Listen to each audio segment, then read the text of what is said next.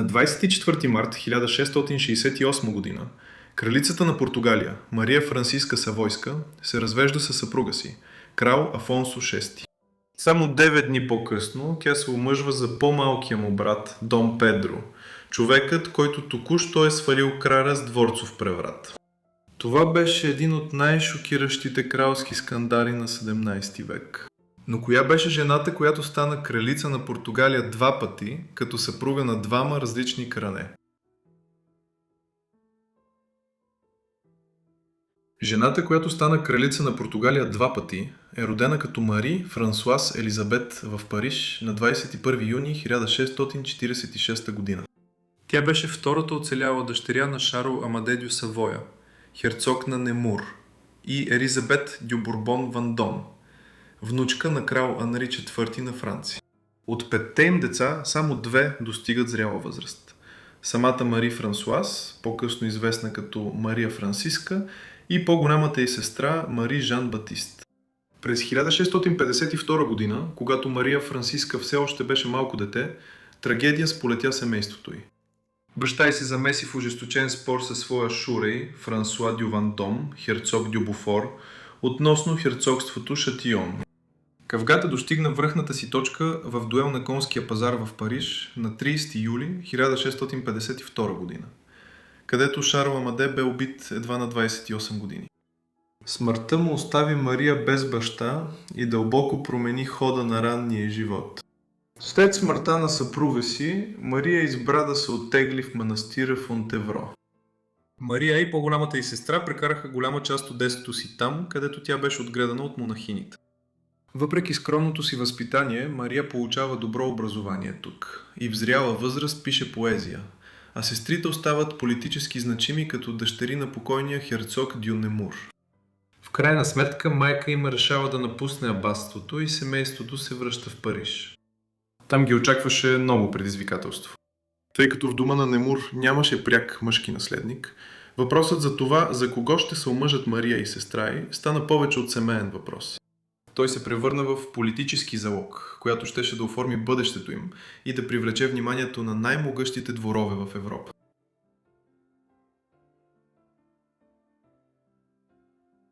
Майката на Мария беше решена поне една от дъщерите й да се омъжи за по-висшата аристокрация на Савоя – херцогството, което се простираше по границата между днешна Франция и Италия.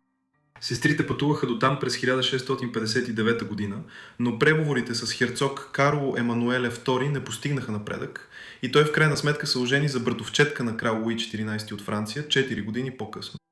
По това време по-голямата сестра на Мария вече беше омъжена, като бракът беше уреден с Карл, херцог на Лотарингия, най-великият владетел на региона по днешната граница между Франция и Германия. Интересното е, че херцогът на Лотарингия скоро отказа да признае брака и той беше бързо ануриран.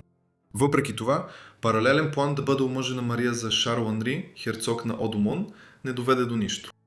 През 1664 година майката на Мария почина на 49 години, след което отговорността за договарянето на евентуален брак падна върху нейния пратчичо Сезар Дестре, епископ на Лаон и бъдещ кардинал. Скоро той привлече интереса на португалския двор, където кралят, който управляваше от 1656 година Афонсо VI, който беше само с 3 години по-възрастен от Мария, все още беше неженен. За португалците обаче Мария Франциска не беше първият им избор. Маркиз дю Сад по-рано бил изпратен да преговаря за ръката на мадмуазел дю Монпенсие, братовчетка на Луи XIV, която отказала.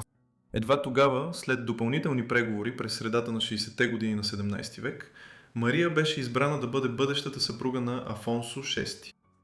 Брачният договор на Мария беше подписан в Париж на 24 февруари 1666 година. Условията на договора бяха щедри към нея. Тя щеше да предостави зестра от 600 000 ескудо, която умишлено беше определена на толкова висока стойност, за да подчертае високия ранг на домовете Немур и Вандом спрямо португалската корона. Но тази сума можеше да бъде възстановена, ако бракът приключи, а в замяна на зестрата й беше обещан огромен брой земи в Португалия за нейно ползване. Те щяха да бъдат наследени след смъртта на нейната свекърва, Доня Луиза де Гусмао. Докато в междинния период тя щеше да получава годишна издръжка от португалското правителство за поддръжката на домакинството си в Лисабон. След като това беше договорено, се състоя брак по пълномощие в Ларушел на 27 юни 1666 година. Мария след това отплава за Португалия и пристига в Жункейра на 9 август 1666 година. Тя беше посрещната от графа на Кастело Мельор и ескортирана до двореца Алкантара, където крал Афонсо VI и кралския двор я очакваха. Двойката се ожени по-късно същия ден в църквата на фламандския манастир в града. Мария беше на 20 години, а Афонсо беше на 23. Съвременните свидетелства отбелязват красотата на младата кралица, но според някои източници, кралят внезапно изоставил булката си по време на сватбеното тържество. Зловещ знак, че този кралски брак е имал проблеми още от самото начало.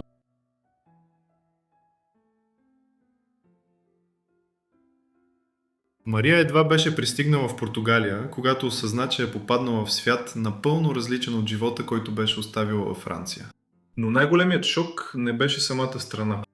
Това беше мъжът, за когото току-що се беше омъжила. Зад короната стоеше едно кралство, което вече изпадаше в политически смут, с фракции, които се бореха за власт около крал, за когото мнозина вярваха, че е неспособен да управлява. Афонсо VI беше останал с физически увреждания след тежко заболяване в детството, а съвременниците често го описваха като импулсивен, избухлив и неподходящ за трона.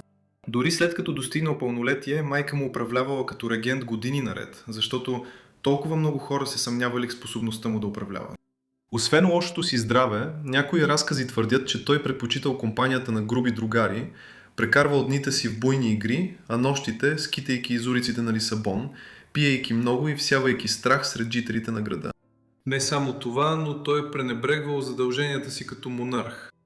Това беше особено проблематично, тъй като Португалия западаше като нация, а холандците ги измествали като колониална сила в много части на Азия и Африка. Като се има предвид това, когато Мария пристигнала в кралството, вече се била появила фракция, която се противопоставила на всемогъщия любимец на двора, графът на Кастело Мелор, който упражнявал огромно влияние върху Афонсо.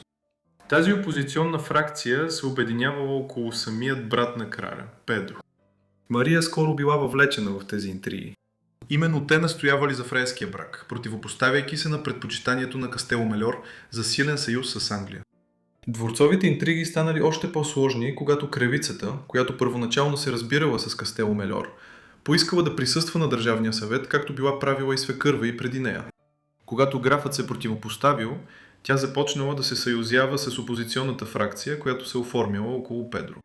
Политиката обаче може да не е била единственото, което ги е сближавало. По-късни разкази твърдят, че когато бракът на Мария с Афонсо се разпадал, тя се влюбила в по-малкия му брат Педро. Контрастът между братята бил поразителен. Педро бил красив, харизматичен и способен, докато Афонсо бил физически увреден и с ограничени умствени способности. Но дали тези разкази са верни или са били преувеличени, остава неясно. Ясно е, че Кастело Мельор започна да възприема кралицата и инфанта като опасен съюз. Опасвайки се, че могат да унищожат влиянието му или може би знаейки тайни, които могат първо да ги унищожат, и двете страни започнали да маневрират една срещу друга. И така, скоро се появява заговор за отстраняването на Кастело Мельор, който бил насърчаван от разстояние от крал Луи XIV на Франция, който искал да подкопае Англо-Португалския съюз, на който Кастело Мельор бил основен поддръжник в двора. Последващите действия на Мария бяха премерен политически риск. Тя даде ясно да се разбере, че е недоволна от брака си и твърдеше, че Афонсо, който страдал от форма на хемиплегия, парализа на едната страна на тялото, не е бил в състояние да консумира брака им. Тя направи това въпреки по-ранните си твърдения, че вярва, че е бременна, създавайки очевидно противоречие. Как е могла да смята, че е бременна и в същото време да твърди, че бракът никога не е бил консумиран? Този неприятен въпрос така и не беше разрешен и по-късно беше пренебрегнат. Оставяйки противоречието на страна, това беше основанието за молбата на Мария за анулиране на брак. И тя започна да твърди, че ще вземе голямата си сестра и ще се върне във Франция. Дали вече е била в любовна връзка с Педро по това време, остава въпрос на дебат. Ясно е, че през септември 1667 година дворцов преврат разтърси управлението на Афонсо. Кастело Мельор избяга в изгнание в Англия, докато Педро пое контрола над правителството. Афонсо стана крал само по име, А на следващата година беше изпратен в изолация на остров Терсейра на Азорските острови. Лишен от всякаква реална власт, той прекара години под стража, докато Педро управляваше Португалия като принц-регент. Въпреки че държеше властта от 1667 година, Педро официално стана крал едва след още 16 години. На 24 март 1668 година Мария получи анулиране на брака на основание постоянната импотентност на Афонсо, която църквата обяви за неизлечима и следователно достатъчна причина за разтрогване на брака. Това беше унизително публично решение срещу краля, но още по-голям скандал предстоеше. Само няколко дни по-късно Мария се омъжи за бившия си девер, Дон Педро, човекът, който вече управляваше Португалия на практика. За една нощ бившата кралица стана съпруга на новата сила за трона в кралството, с което бе сключен един от най-необикновените и противоречиви кралски съюзи в европейската история.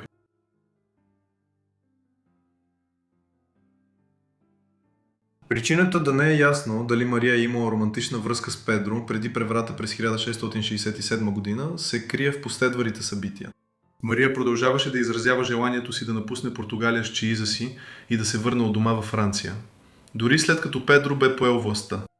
Въпреки желанията й, изглежда, че новото правителство може би я е принудило да остане и да се омъжи за Педро, след като анулирането на брака й беше одобрено. Това е било с цел чеизът й да остане в ръцете на правителството в период на финансови затруднения в Португалия. Като по този начин новото правителство запазва известни кралски връзки с Франция и Савоя. В резултат на това, на 2 април 1668 година, само 9 дни след като анулирането на брака й беше одобрено, Мария се омъжва за Педро. Бившата кралица забременява почти веднага и на 6 януари 1669 година ражда дъщеря Изабел Луиза Хосефа, за която крал Луи XIV на Франция става кръстник в отсъствието си. Въпреки фактическото сваляне на краля, това все още е политически несигурно време, в което раждането много помага на Мария и Педро през първите години на тяхното управление. Както беше споменато, Афонсо беше затворник, но претенцията на Педро да управлява като регент въпреки това беше слабо обоснована. Като има дете, Педро можеше да посочи потенциален наследник, ако един ден стане крал, докато слуховете за импотентността на Афонсо означаваха, че дори да бъде освободен и му позволят да се ожени повторно, той няма да има свои деца. Малката Изабела обаче щеше да остане единственото им дете. Мария забременя отново през 1670 година, но пометна през декември, след като необмислено пътува, за да се изправи срещу съпруга си заради подозирана афера, докато беше в напреднала бременност. След това тя вече не можа да забремене отново. Голяма част от останалата част от живота на Мария беше съсредоточена върху възпитанието на дъщеря й и разговорите за това, за кого може да се омъжи един ден.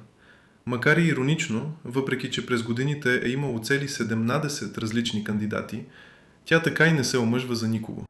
Преговорите по време на живота на Мария бяха съсредоточени върху възможността тя да се омъжи за благородници, като херцога на Анжу във Франция или принца на Парма в Италия. Германски кандидати от дукалските домове на Бавария и Нойбург също бяха разглеждани. В крайна сметка, плановете започнаха да се съсредоточават върху омъжването й за нейния савойски братовчет Виктор Амадей II, херцог на Савоя. След сложни преговори, церемония по годежа се състоя през март 1681 година. Въпреки това, в последният момент преговорите се провалиха, тъй като правителството на Савоя стана предпазливо относно възможността херцогът да трябва да отиде да живее в Лисабон, което в дългосрочен план би могло да подчинени херцогството Савоя на португалската корона. Така Изабел в крайна сметка остана неомъжена и след това стана известна като Вечната годеница.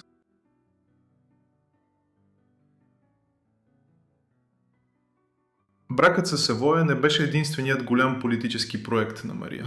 Между 1672 и 1674 година, например, тя работеше срещу испанската съпротива, за да осигури папско признание за втория си съпруг като владетел на Португалия. Това беше трънлив дипломатически въпрос, тъй като Испания беше управлявала Португалия малко над 60 години, между 80-те години на 16 век и 40-те години на 17 век. И все още имаше амбиции един ден да си върне Португалия. Потенциалното признаване на Педро като регент на Португалия и бъдещ крал от страна на Рим можеше да отслаби тази претенция. Последните години на Мария бяха засенчени от болестта, която в крайна сметка щеше да отнеме живота й. Много историци смятат, че тя е страдала от сифилис, вероятно вроден, въпреки че точният му произход остава неясен. Някои враждебно настроени съвременници твърдят, че Дон Педро я е заразил, представяйки болестта като божествено наказание за брака й с бившия й девер. Каквато и да е истината, здравето й постепенно се влошавало през 70-те години на 17 век, преди да се влоши драстично в началото на 80-те. Междувременно Афонсо се беше върнал в Португалия. Години на затвор още повече бяха отслабили здравето му и от 1675 година той живеел под стража в двореца в Синтра, където умира от инсулт на 12 септември 1683 година, на 40 годишна възраст. Със смъртта на Афонсо, Дон Педро най-накрая беше провъзгласен за крал Педро II, а Мария за втори и последен път в живота си стана кралица-консорт на Португалия. Въпреки това, вторият период на Мария като кралица беше дори по-кратък от първия. По това време се съобщаваше, че тя е станала изключително слаба и болна. Тя умира само 3 месеца по-късно, на 27 декември 1683 година, на 37 години. Тя беше погребана в манастира Санто Крусификсо. Останките бяха ексхумирани оттам и погребани в кралската крипта в Салве Санта Делфора в Лисабон през 1912 година, заедно с двамата й съпрузи, след като манастирът беше разрушен. Единственото дете на Мария Франциска, Изабел Луиза, почина неомъжена през 1690 година, само на 21 години, с което прекрати директната линия на майка си. 3 години след смъртта на Мария Франциска през 1687 година, Педро се ожени за Мария София от Нойбург и многобройните им деца заедно осигуриха наследяването. Когато Педро почина на 58 години през 1706 година, синът му Жуан Пети наследи португалския трон. Въпреки превратностите на необикновения си живот, Мария Франциска оставя след себе си наследство, каквото няма никой друг. Тя остава единствената жена в португалската история, която е била коронясана за кралица, като съпруга на двама различни крале и забележително. Една от малкото известни жени в историята, омъжила се за двама братя, които и двамата стават крале. Благодаря ви много на всички, че гледахте това видео за Мария Франциска Савойска. Надявам се да ви е било интересно. Споделете ми какво мислите за живота долу в коментарите. И ако искате още съдържание за кралски особи или португалски кралски особи, също ми пишете долу в коментарите. Надявам се, че сте се абонирали и сте включили известията, за да получавате всичките ми видеа веднага, щом ги кача. Това е всичко от мен, така че ще се видим в следващия епизод на Forgotten Lives. Благодаря!